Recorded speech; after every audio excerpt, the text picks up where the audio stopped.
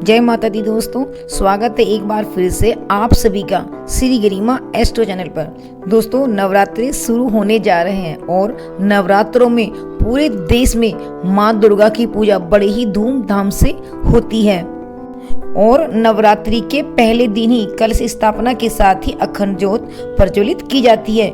इतना ही नहीं दोस्तों, जिन घरों में माँ की अखंड ज्योति प्रज्वलित होती है वहाँ धर्म और भक्ति, लक्ष्मी और शांति प्रेम के रूप में निवास करती है। दोस्तों, अखंड ज्योत हम प्रज्वलित करते तो हैं, लेकिन उनके नियमों के बारे में शायद ही हमें कुछ मालूम होता है, यानी हमें अखंड ज्योत के बारे में पूर्ण ज्ञान नहीं होता।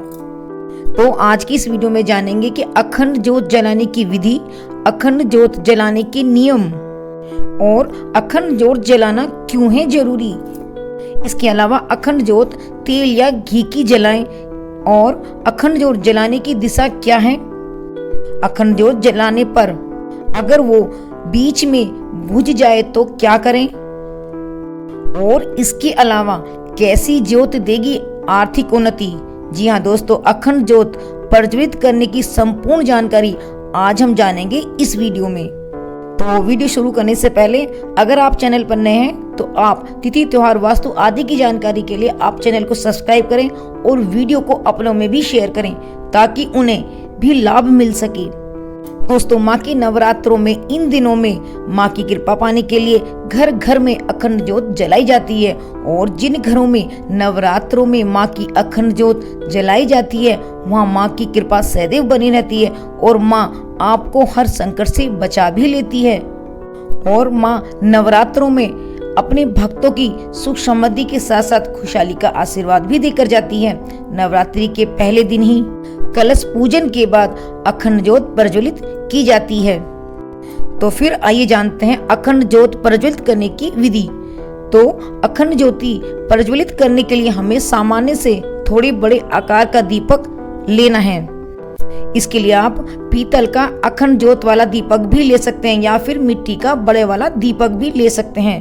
अखंड ज्योति वाला दीपक आप किसी पटरी पर लाल कपड़ा बिछाकर चावल या गेहूं के दानों से अष्टदल बनाकर थोड़ी सी हल्दी डालकर उसके ऊपर अखंड दीपक प्रज्वलित करें। और हाँ दोस्तों, आपको बता दें कि अखंड ज्योति बनाने के लिए सूती कलावा 1.25 हाथ लेना है। जैसे हथेली से कोहनी तक 1 हाथ और हथेली यानी दोनों मिलाकर 1.25 हाथ हो जाता है। तो फिर उस बाती को इस तरह से बनाएं और दीपक के बीचों बीच में रख दें। तो आइए अब बात करते हैं कौन सा तेल या घी का इस्तेमाल करना है। तो आपको घी का इस्तेमाल करना है या फिर तिल का तेल।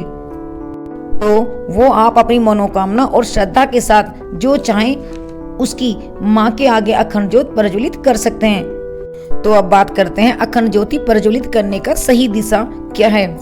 तो दोस्तों, दीपक प्रज्वलित करते समय आपको ध्यान रखना है कि अगर आप घी का दीपक प्रज्वलित करते हैं तो उसे माँ के दाहिनी तरफ रखें और अगर तेल का दीपक प्रज्वलित कर रहे हैं तो उसे माँ के बाईं तरफ रखें। अब बात करते हैं अखंड ज्योत अगर बुझ जाए किसी कारण से तो क्या करें। तो पहले तो दोस्तों, आप अगर नवरात्रों में माँ की अखंड ज्योति प्रज्वलित कर रहे हैं तो आपको पूरी तरह से उस अखंड ज्योति का ध्यान रखना है। और अगर आपको ज्योति ठीक करनी है तो आप एक छोटा सा दीपक उस ज्योति में से पहले ही प्रज्वलित करके रख लें। उसके बाद ही ज्योति को ठीक करें।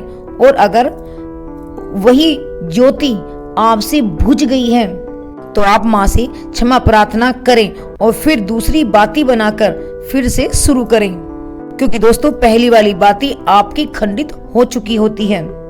इसलिए नई ज्योति बनाकर कलावे की फिर से प्रज्वलित करें। दोस्तों, नवरात्रों में अखंड ज्योति जलाने का जितना बड़ा महत्व माना गया है उतना ही बड़ा इसे साफ सुथरे तरीके से जलाए रखना ही बहुत बड़ी चुनौती माना जाता है। और कई लोग तो केवल अखंड ज्योति जलाते हैं और फिर उसे भूल जाते हैं, तो यह ज्यादा बुरा माना जाता है।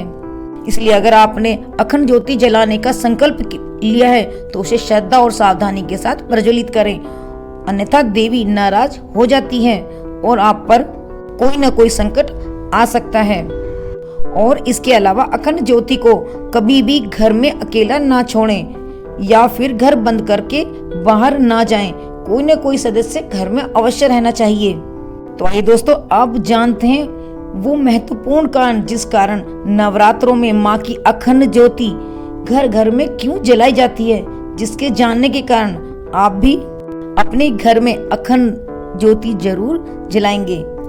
दोस्तों, शास्त्रों और ज्योतिष में माना जाता है कि नवरात्रों में माँ की अखंड ज्योति प्रज्वलित करने से शनि का प्रकोप समाप्त हो जाता है और घर के सभी सदस्यों पर माँ की कृपा बनी रहती है और घर के हर सदस्यों पर माँ का आशीर्वाद बना रहता है और उनके बिगड़े कार्य भी बनने लगते हैं और माँ लक्ष्मी की कृपा भी मिलती है।